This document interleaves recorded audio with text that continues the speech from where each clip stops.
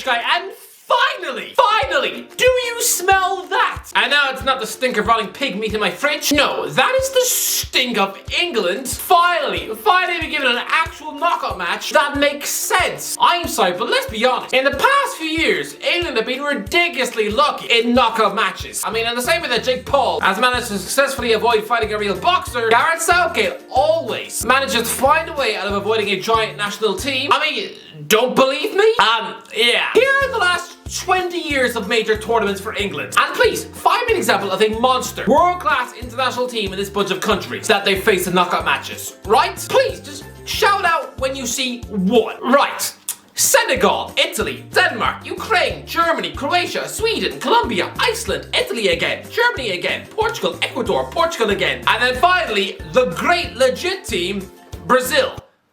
Back in 2002. Yeah, Rivaldo scored in that match. He's nearly a 60-year-old man. Again, David Seaman played in goal. He's 59 years of age. I mean, lads, Teddy Sheringham played in that match. What?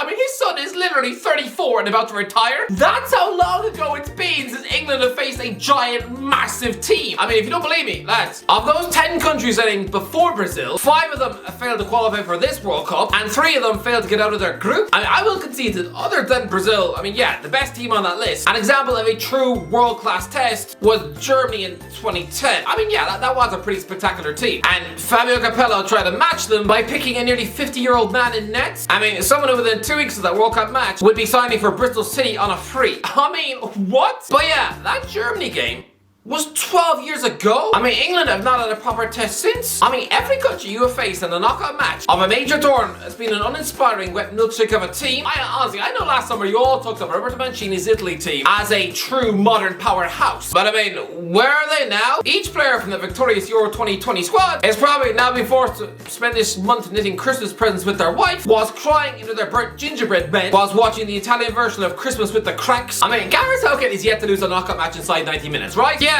I'm also yet to contract monkeypox on my sack because I'm not chilling with monkeys on a beach in Zambia. And similarly, because Southgate is not testing himself. Southgate's opponents are being so hideously easy. I mean, you'd already cherry-picked them himself. Ozzy, the best team he's come up against in an international knockout match was Croatia 4 years ago. And I'm sorry, but veteran Chorluka played in that match 6 years after his team no longer good enough for Spurs. I mean, come on, that team was nifty, clever, sure, but I mean, it wasn't exactly like staring Freddy Krueger in the face. They were beatable. And yeah, I know you beat Germany last summer, but please. What, the same Germany who very nearly finished behind Hungary in their group? The same Germany who didn't get out of this group? The same Germany who didn't get out of the group in 2018? Lads, for the last 5 years, Germany have been pretty awful. But finally, Southgate, you can run, but you can't hide. And now, you're coming up against France. Ozzy, right now, I feel smoke. A bit like Tom Hanks at the end of Catch Me If You Can. You have finally been caught, guys. This is a mouth-watering clash. Honestly, right now, I must feel like how the boxing community would feel if, yeah, Jake Paul was forced to fight Canelo. This is a mouth-watering clash and a true World Cup knockout match. I mean, you're up against the legitimate reigning world champions. England have not faced the current world kings at a tournament since 1962. That was Brazil. And before that was against Uruguay in 1954. You lost both games. England have never knocked the world champions out of any tournament. Ever. Yeah, I didn't even know that. It's quite an embarrassing stat. England have never dethroned anyone. Well, not since that crazy king started chopping off his wife's heads whenever they accidentally used a toothbrush. So England fans, does that terrify you? Facing France now when you've never beaten a world champion ever. Honestly, right now, you must feel like how Derek Chisora felt on Saturday afternoon when he was shivering in his locker room whilst fantasizing about stuffing a cheeseburger in his mouth. England don't beat world champions. They just don't. And Southgate's luck has finally run out. I mean, if he was still ghosting on the luck in 2018, then yeah, Poland would have somehow snuck through against the French. And right now, the entire England will be toasting a semi-final. I mean, lads, back in 2018, who faces Sweden in the quarter-finals of a World Cup? A Sweden team that didn't even have Zlatan Ibrahimovic anymore. I'm still bitter about that. That was the easiest quarter-final draw anyone has ever had. It just is. I mean, that team had a failed Wigan defender on the pitch. They had an elderly ex-Birmingham City sweatpatch like Sebastian Larsson in the middle. I mean, they had Emil Kraft at right back and a Sunderland flop shoved up front. Honestly, Southgate be given that draw in a World Cup. I mean, it's like signing up for work experience at the zoo, and instead of having to brush the lion's teeth or clean up the monkey poo, you just get to feed the goldfish for a month. But again, Southgate, finally, your luck is up. I mean, I honestly don't know what you'd be doing in the past to get these easy draws. I don't know if you've been getting a leprechaun to wee in your tea, but your luck is up. And again, right now, you must be shivering like a pig in the snow. Again, lads, here are the managers that England have faced in knockout matches over the last few years. Shout out when you come across a coach as Southgate has faced in a knockout match that can hold a candle to Didier Deschamps. Are you ready? Let's go. Aliou Cisse, Roberto Mancini, Kasper Humlen, Andrei Shevchenko, Joachim Low, Zlatko Dalic, Jan Anderson, and Jose Pekerman. And before Southgate, I mean, back in 2016, Heimer Halbrimsson, who currently coaches Jamaica, by the way. And before that, Cesar Prandelli, Joachim Low, Luis Felipe Scolari, Luis Suarez, Luis Felipe Scolari again, and Luis Felipe Scolari again. I know Scolari has won the World Cup. Sure. But I mean, he also got sacked after 6 months in the Premier League and also lost the World Cup semi-final by 7 goals to 1 when they had home advantage. I mean, Deschamps has also won the World Cup and successfully rehabilitated a Juventus in crisis, won the French League with Marseille, and reached a Champions League final with a team from France. I mean, who does that? And it wasn't even the French team with Drogba that season. Nah, it was a nothing Monaco team with a teenage Adebayor on the bench. Deschamps is legit. He's an experienced, wily coach. One of the only managers in this World Cup who wouldn't look at a place with a Premier League job in 2023. I mean, Roberto Mancini is a good coach, yes, but he's also a guy who couldn't reach a single Champions League final in his life when managing monster football clubs. I mean, Didier Deschamps did it with Dado Perso up front. Sure, Joachim Low is a shout, but what's he done in club football? Gets sacked in Turkey after just 3 months of a relegation scrap where he hadn't won a match? I'm gonna say it, Deschamps is the best manager England will have faced at an international tournament since... I know many of you will want me to say Marcelo Bielsa with Argentina in 2002, but again, no chance. Deschamps has actually won things. I mean, I think the current world champion is probably better than the coach who was sacked at Leeds. So yeah, this will be the best coach England have faced in a major tournament since Mario Zagallo, the Brazil coach in 1917. That's over 50 years ago. And actually, maybe some people in the comments will say Gus Hiddink with Holland in 1996. But again, 0 Champions League or World Cup finals on his CV. Although, to be fair, the guy came with an Amir Khan's whisker of the Champions League final in 2005 and 2009. Literally seconds away with both PSV and Chelsea. Honestly, to him, the memories of the Champions League semi-finals are so painful. Every time he hears the theme tune, he probably immediately rips off a chunk of rampant hair. So yeah, I love this. Southgate, you cannot hide anymore. You are finally going to come face to face with a tactical master compared to you. Honestly, this is going to be like watching some 12-year-old kid who just signed up for karate lessons suddenly fighting Yoda. I mean, yeah, he's getting his eyeballs ripped out and fed to the sheep. When Southgate was losing his job in the Championship, his last gig in club football, by the way, yeah, Deschamps was winning the French League in style. I mean, Deschamps was coaching luxurious, world-class talents like Hada Ben Arfa, while Gareth was probably just having to monitor Adam Johnson's phone. I mean, there are levels to this thing. Southgate, you can't run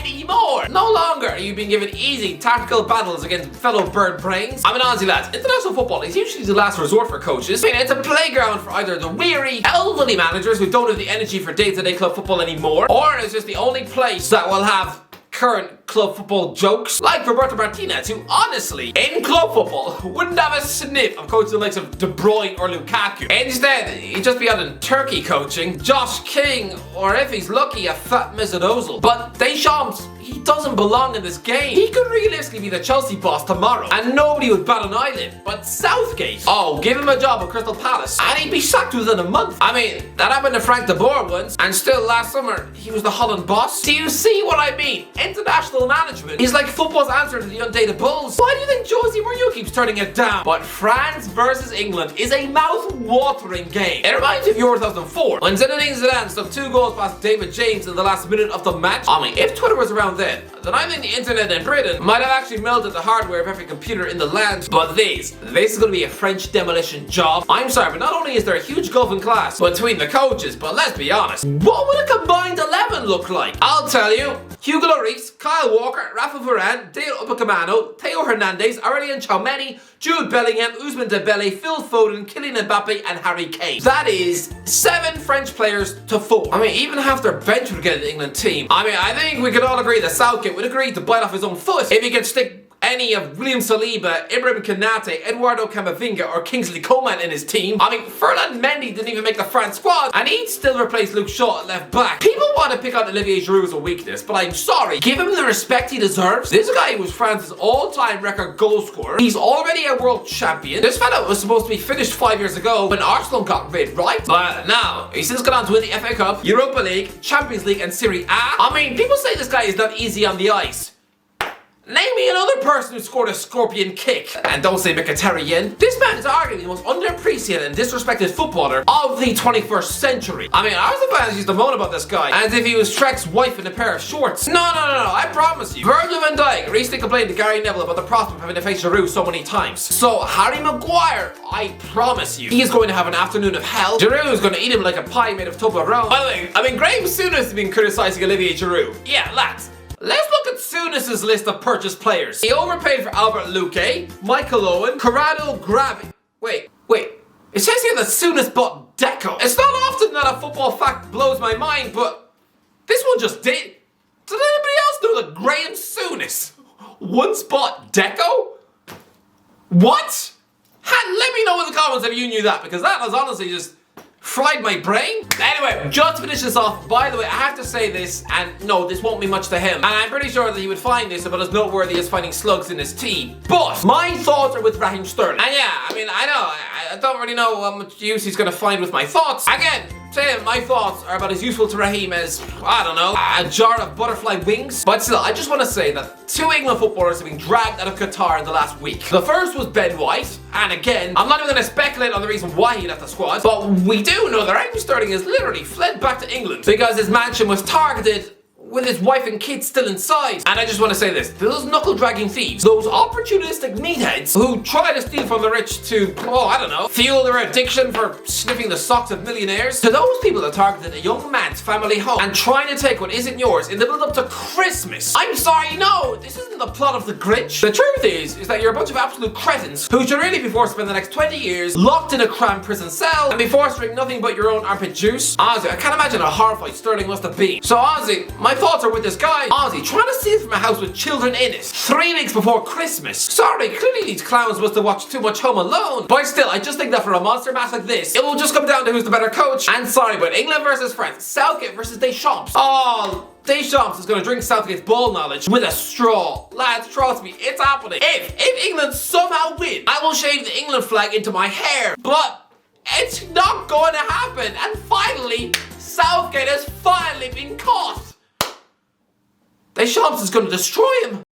Anyway, guys, let me know in the comments what do you think, right? Let me know in the comments for England, France, what you think is going to happen. Let me know in the comments. If you enjoyed the video, don't forget to subscribe. As always, I'll talk to you in a while.